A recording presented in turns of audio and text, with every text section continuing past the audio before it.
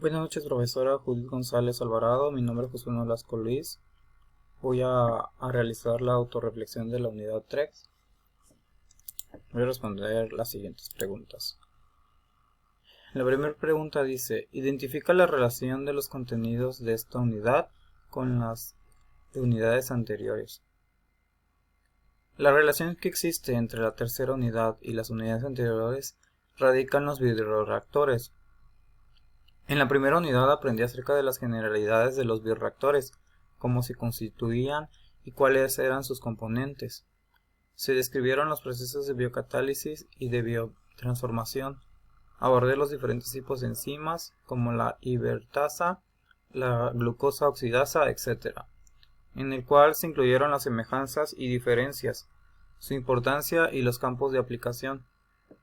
Además, se realizaron ejercicios de enzimas industriales en donde se determinaron el valor de K2 y K1, el valor de la velocidad máxima y el Km. Finalmente describí que era un inhibidor y un conservador. Por otro lado, en la segunda unidad comprendí cuáles eran las ecuaciones y los modelos matemáticos de crecimiento microbiano. Describí la curva de crecimiento microbiano y cada una de las fases que se identifican en la curva. Cuáles eran los factores que influyen en la cinética enzimática y los diferentes tipos de fluidización. Se realizaron ejercicios del crecimiento bacteriano y la predicción de cultivo por lotes. Realicé ejercicios utilizando el modelo de Monod, determinando la biomasa producida en diferentes tiempos y pesos. Realicé un ejercicio en donde obtuve la conversión en un reactor y el volumen del reactor de flujo de pistón. Considero que los conocimientos adquiridos en la primera y segunda unidad fueron importantes para la realización de las actividades de la tercera unidad, ya que en esta unidad se abordó el tema de los diferentes tipos de bioreactores no convencionales, cuáles eran sus características, los campos de aplicación y el diagrama de cada tipo de bioreactor, sobresaliendo el bioreactor de membrana, el cual se utiliza en el tratamiento de aguas residuales. Del bioreactor de membrana se explicó su funcionamiento, el esquema y las ventajas de este tipo de bioreactor.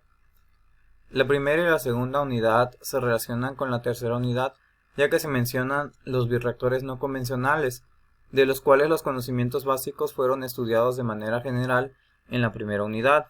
Además, en un bioreactor participan microorganismos, los cuales crecen y se multiplican. Esto se estudió en la segunda unidad. De esta manera, las tres unidades se complementan para poder conocer parte de esta materia llamada Ingeniería de Bioreactores 1. Contestando la segunda pregunta que dice: ¿qué contenidos te parecieron más interesantes de todo el curso y por qué? Considero que en la primera unidad me pareció significativo el proceso de biocatálisis y el proceso de biotransformación, debido a que un bioreactor es un dispositivo o sistema en el cual se mantiene un ambiente controlado y se realizan bioprocesos. Por otro lado, la biocatálisis es el uso de enzimas para acelerar reacciones químicas, facilitando procesos que podrían ser lentos o inviables sin su presencia. Asimismo, me pareció interesante la resolución de los ejercicios de enzimas industriales, en las cuales utilicé la ecuación de Michaelis-Menten y realicé la gráfica correspondiente. Además, determiné el valor de la velocidad máxima y la Km. En la segunda unidad, considero que me parecieron significativas las ecuaciones y los modelos matemáticos de crecimiento microbiano, especialmente el modelo de Monod, el cual establece una relación de tipo hipérbola entre la tasa de crecimiento específica y la concentración de sustrato limitante. Además, me pareció interesante la curva de crecimiento microbiano, la cual se compone de 4 fases: la fase de latencia, la fase exponencial, la fase estacionaria y la fase de muerte. En la tercera unidad fue interesante el tema de los bioreactores no convencionales, ya que estos son aquellos que no siguen el diseño tradicional de bioreactores agitados o de tanque. Algunos de ellos son bioreactores de lecho fijo, los cuales contienen un lecho de partículas sólidas inmóviles. El bioreactor de lecho fluidizado, en donde las partículas sólidas están suspendidas en el fluido.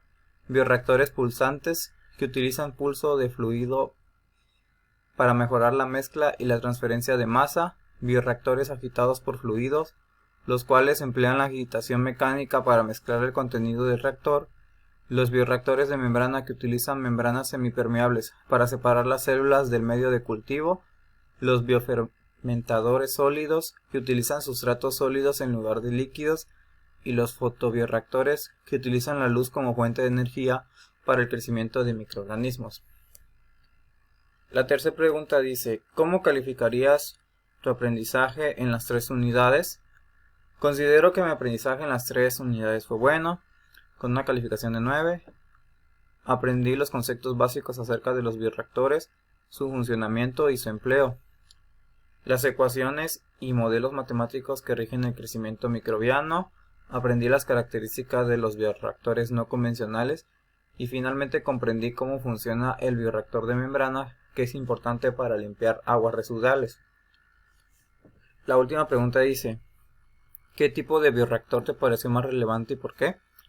Considero que el bioreactor de membrana es el más relevante, porque es altamente eficaz en la eliminación de los contaminantes, ya que se combinan procesos biológicos y de filtración para tratar los residuos de manera integral.